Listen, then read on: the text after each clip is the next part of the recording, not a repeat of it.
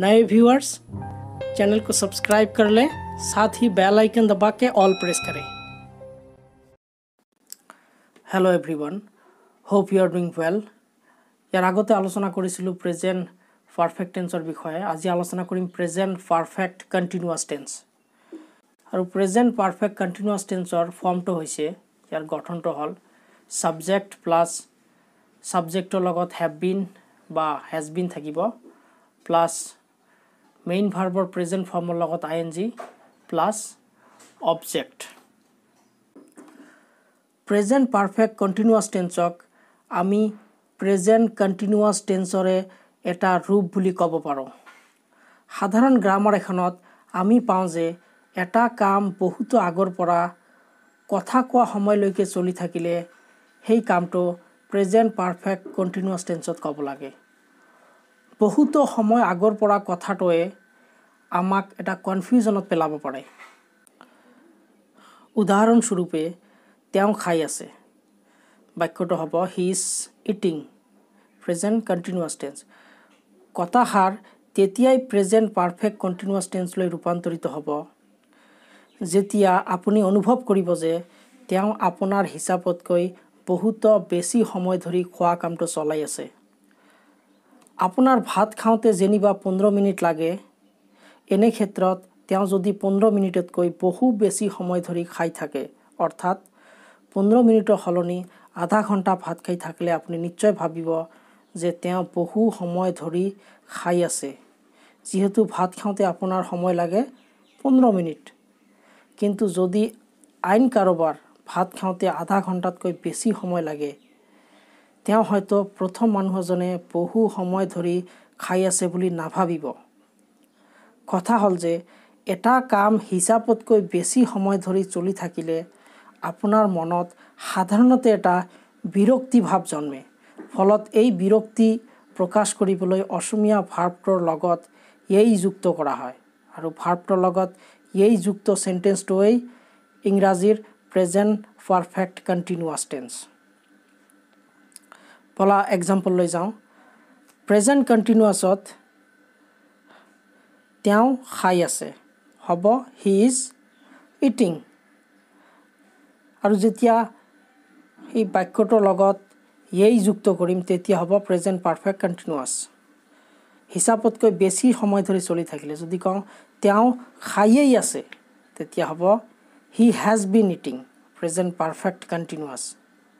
Next example, তুমি পঢ়ি আছা, ইউ আৰ ৰিডিং। যদি কওঁ তুমি পঢ়িয়েই আছা, মানে বহু সময় ধৰি চলি আছে, অতিৰিক্ত সময় ধৰি, তেতিয়া হ'ব you have been reading. He she it name আদিৰ লগত হেজ বিন বহে, আৰু আই উই ইউ বা যিকোনো প্লুৰেল ছাবজেক্টৰ লগত হেভ বিন বহে। আৰু ইংৰাজীত এই মানে জোৰ দিয়া শব্দটোকে কোৱা হয় এমফাচাইজ। কোনোবাই কথা এটা ক'লে শুনোতাৰ মনত এটা প্ৰতিক্ৰিয়াৰ সৃষ্টি হয়।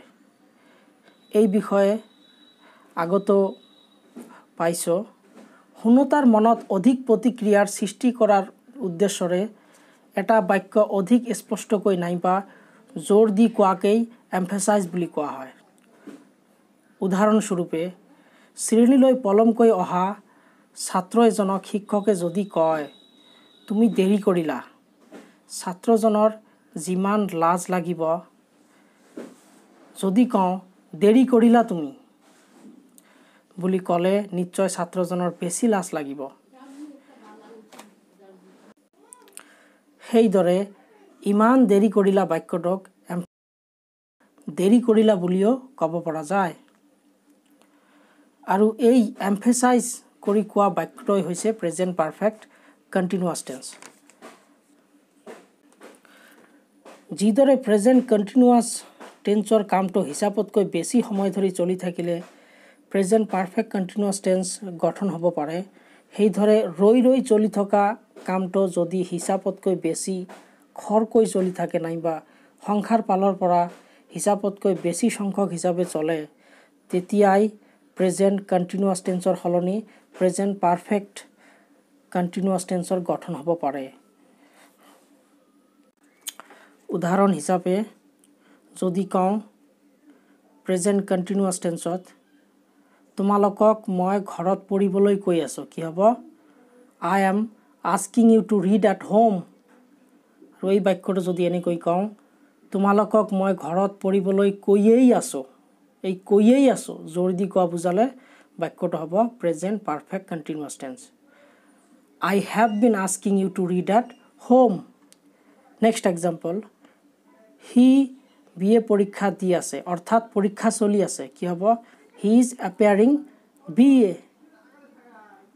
যদি কওঁ he BA পৰীক্ষা দিয়েই আছে অৰ্থাৎ উত্তীৰ্ণ হ'ব পৰা নাই, তো বাক্যটো তেতিয়া হ'ব প্ৰেজেণ্ট পাৰফেক্ট কণ্টিনিউৱাছ টেন্সত। He has been appearing BA। ইয়াৰ বাহিৰেও কোনো এটা নিৰ্দিষ্ট সময়ৰ পৰা কোনো এটা কাম চলি থকা বুজালে মানে বহু সময় ধৰি চলি থকা বুজালে বাক্যটো প্ৰেজেণ্ট পাৰফেক্ট কণ্টিনিউৱাছ টেন্সত কোৱা হয়। ফৰ এক্সাম্পল যদি কওঁ মই ৰৈ আছোঁ, বাক্যটো প্ৰেজেণ্ট কণ্টিনিউৱাছ হ'ব, কামটো চলি আছে, কি হ'ব? আই এম ৱেইটিং। যদি কওঁ মই 9 বজাৰ পৰা ৰৈ আছোঁ, কি হ'ব? আই হেভ বিন ৱেইটিং চিন্স 9।